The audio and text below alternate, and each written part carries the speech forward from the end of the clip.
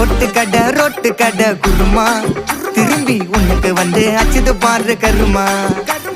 Washing powder Nirma கொஞ்சம் வாய சுவையும் பொத்துக்கிட்டு இருமா.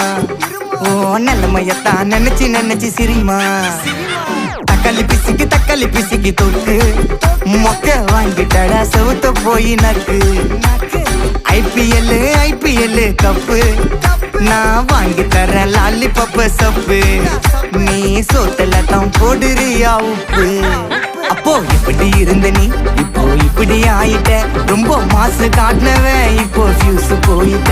அடையில் ஒரு வாழ்க்கையும் நாரும் எட்டி பார்த்தா உன் கருத்தை வேணாண்டா கொஞ்சம் மூடுறாங்க. மட்டிக்கு நாறு ஒருத்தரு இவரை காப்பாத்தணும் கத்துரு.